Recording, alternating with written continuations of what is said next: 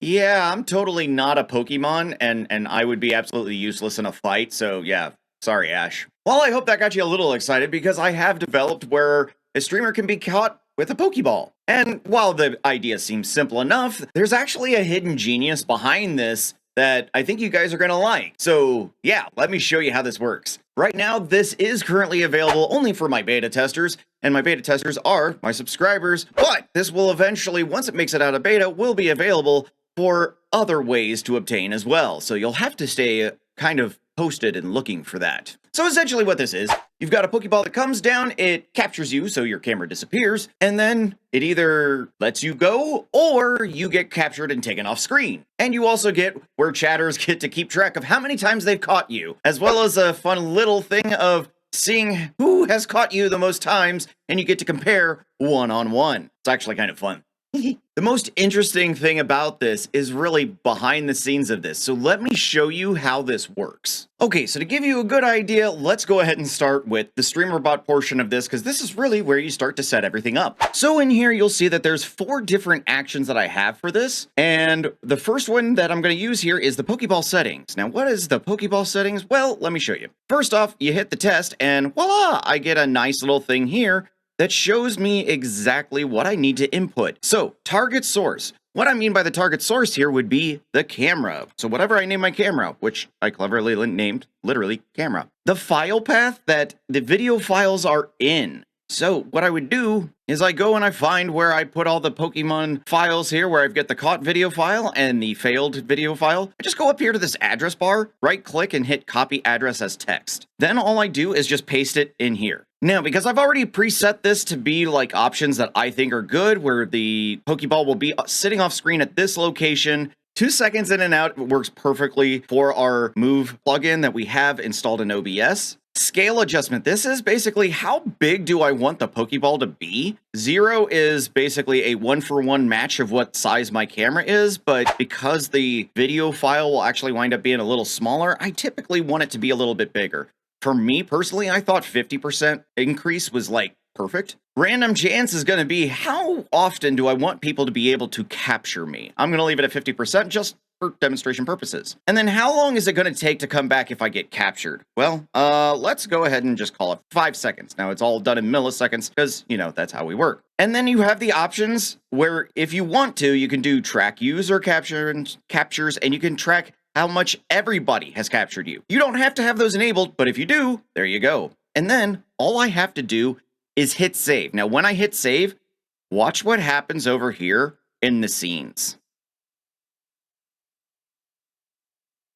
Oh, look, it appeared. So if I go in here, you'll notice that I have the scene and the source already created for you. The move filters are also pre-created for you. So these are already set. So if you looked at the from target, it will have exactly where we put in our settings, where we want it to sit. So now really all I got to do at this point is add it into the scene where, you know, I'd be streaming from. So I do the add the scene and click on the OSURND widget, Pokemon's Ball, hit OK. So this is where we get to have a little bit of fun now.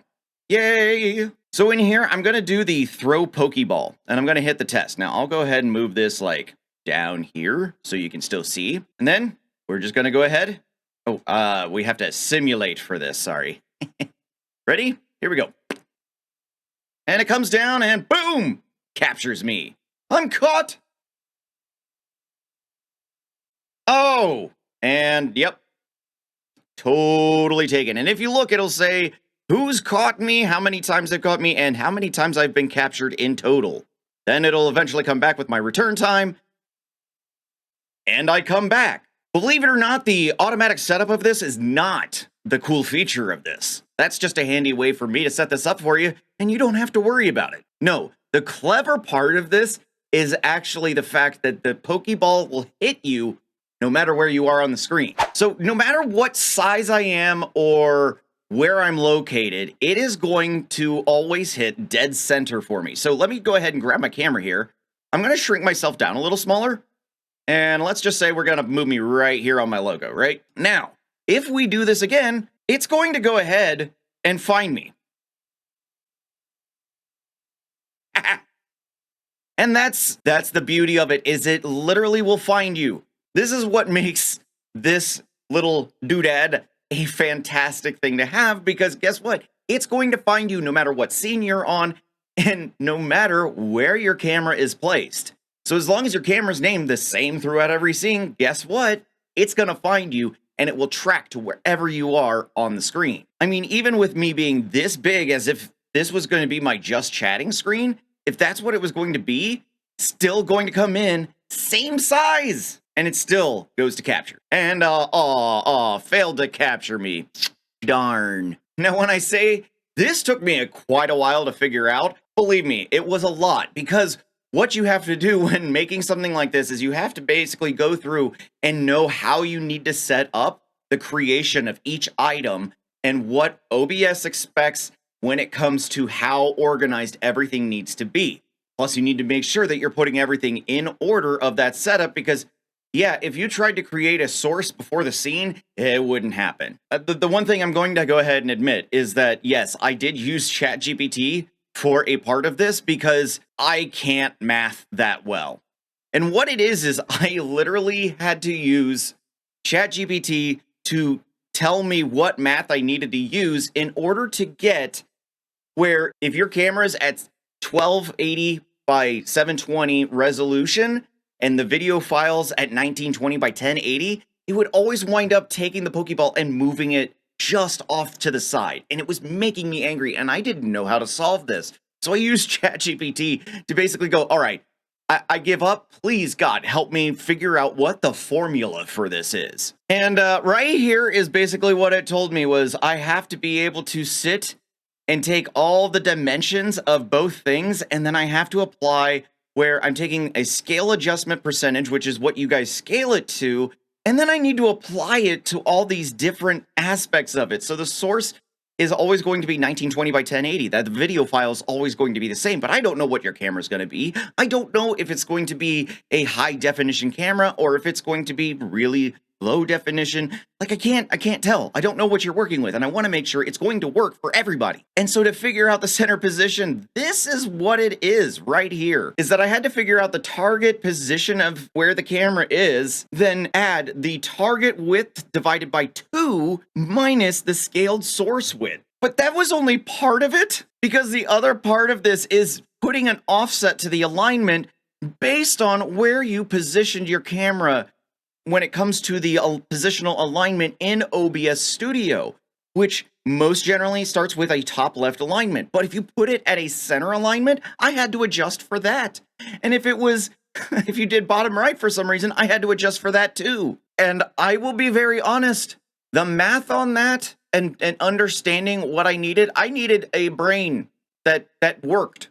Mine wasn't going to, because I was just telling it, you know, I have these dimensions I need to work with, and I need to be able to take one that's a different dimension from the other and make it fit.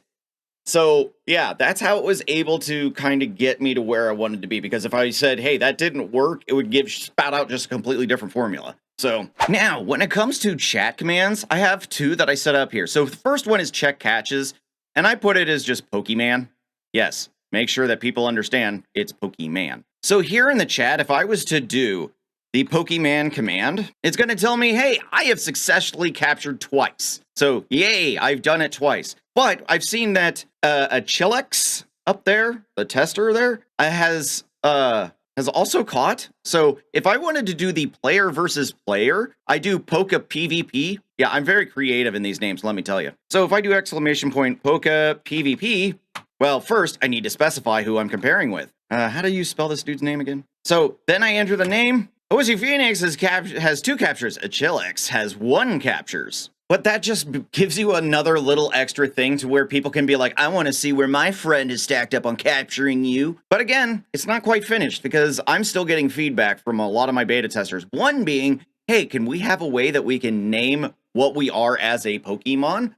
So yeah, I'm going to be adding that into it. But I was really excited and I really wanted to show you guys this because it is just, I'm overwhelmed excited about how successful this was. So if you want it now, you got to subscribe, but that's not the only thing up there. I've also got my multi-scheduler that's up there, and the beta testers also have a haven't seen this person in 30 days widget that is still being worked on, and that's going to take a while because we actually need to test to see if that actually works. But once I know that works, that one will be going straight over to, being available. Just be patient. There's a lot of stuff coming. I'm going to even be releasing stuff that I have on my stream in time. I got to rework some of it so that way it, will work for you, because it's only set up for my stream. It's not ready for everybody's. So I just wanted to show you that for today. Don't forget to follow my channel here, because I'm always making stuff. I'm always coming up with stuff. And I've also got some great tips coming. So yeah, that's all I got. Hope you guys enjoyed this little preview. I'll see you on the next video.